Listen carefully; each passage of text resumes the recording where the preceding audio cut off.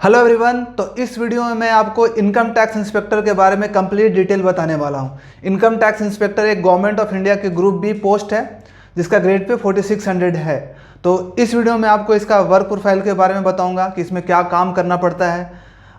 इसकी सैलरी के बारे में बताऊंगा कि आपको स्टार्टिंग सैलरी आपको इनकम टैक्स इंस्पेक्टर में क्या मिलेगी। प्रमोशंस के बारे में बताएंगे कि आप कहां तक पहुंच सकते हैं, किस पोस्ट तक आप पहुंच सकते हो अगर आप इनकम टैक्स ज्वाइन करो तो। इसकी फैसिलिटीज़ के बारे में बताएंगे कि आपको इनकम टैक्स इंस्पेक्टर के बाद क्या क्या फैसिलिटीज़ आपको मिलती है, और इसका सिलेक्शन प्रोसेस बताऊंगा कि सिलेक्शन आपका कैसे होगा और आपको कितना रैंक लाना पड़ेगा और कौन सा एग्जाम क्रैक करना पड़ेगा। तो चलिए शुरू करते हैं।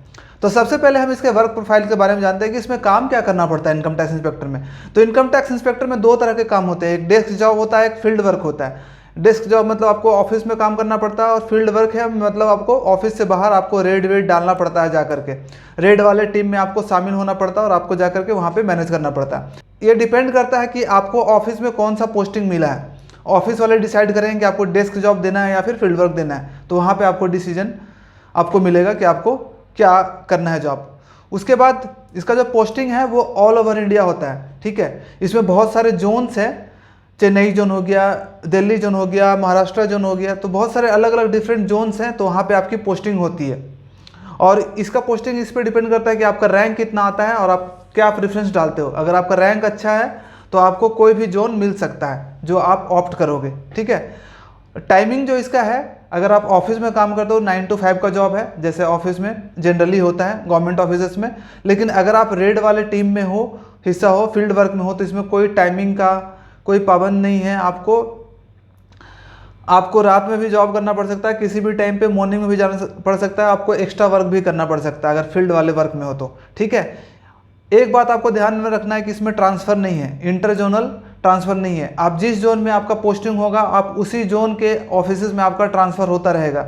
ये नहीं कि आप चेन्नई में ज्वाइन करते हो तो उसके बाद आपका दिल्ली हो जाएगा, ऐसा अभी नहीं है। इसमें ट्रांसफ़र बंद है, तो इसलिए आपको सोच समझ करके इसको पोस्ट को ऑप्ट करना है, ठीक है। इसमें गवर्नमेंट क्वार्टर मिल जाते हैं, आपको गवर्नमेंट क्वार्टर ईजिली मिल जाता है इनकम टैक्स इंस्पेक्टर्स को।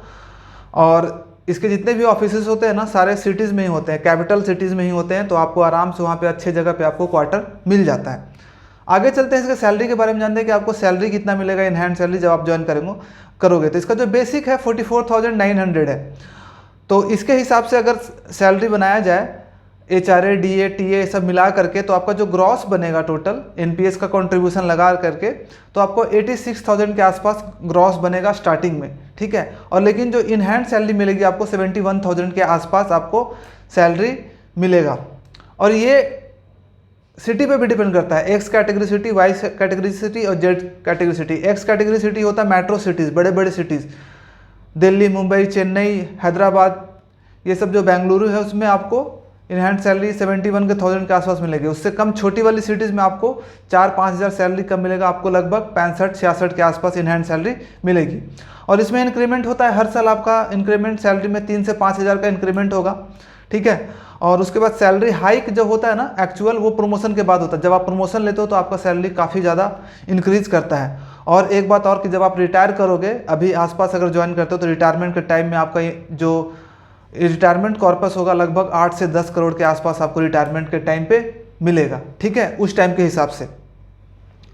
अब हम इसके प्रमोशन के बारे में देखते हैं कि प्रमोशन क्या क्या है। तो सबसे पहला प्रमोशन जो है इनकम टैक्स ऑफिसर के पोस्ट पे होता है। इनकम टैक्स इंस्पेक्टर से ऑफिसर आप बन जाओगे, जो कि 4800 ग्रेड पे का जॉब है, ग्रुप बी गैजेटेड पोस्ट है, ठीक है।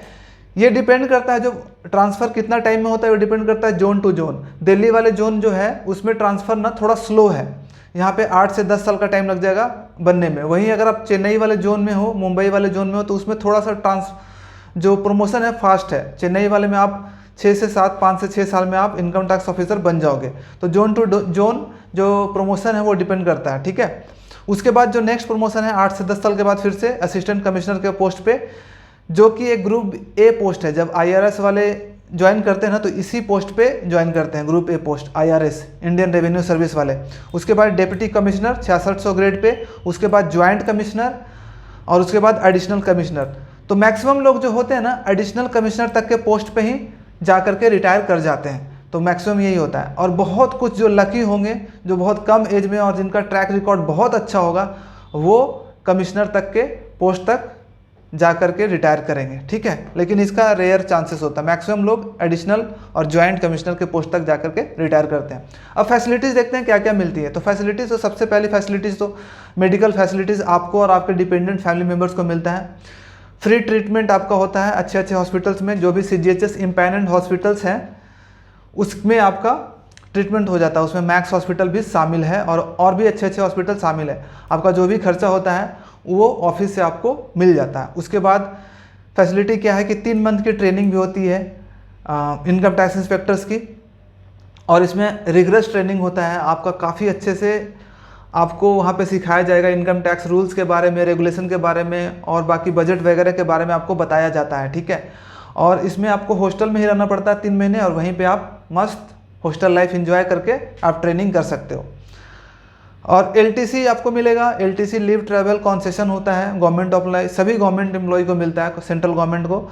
आपको ना 4600 ग्रेड पे के लिए 2 टायर AC जो होता है, 2nd टायर AC होता है, उसमें आपका जो खर्चा है आपको मिल जाएगा। साल में एक बार होम टाउन जाने के लिए और आने के लिए आपको मिल जाएगा, आपको और आपके डिपेंडेंट फैमिली मेम्बर्स के लिए।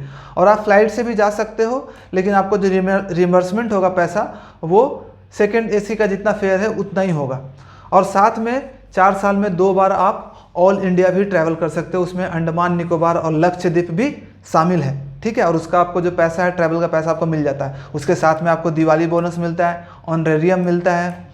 उसके बाद इनकम टैक्स इंस्पेक्टर को स्पेशल जो फील्ड ड्यूटी में होते हैं उनको 30 लीटर का पेट्रोल का पैसा मिल जाता है, फ़ोन बिल का पैसा मिल जाता है, चाइल्ड ट्यूशन फ़ी मिल जाता है। सभी जितने भी गवर्नमेंट एम्प्लॉय होते हैं, फ्यूचर में आपको चाइल्ड का जो ट्यूशन फ़ी होगा वो माफ़ हो जाता है, आपको मिल जाता है ऑफिस की तरफ से।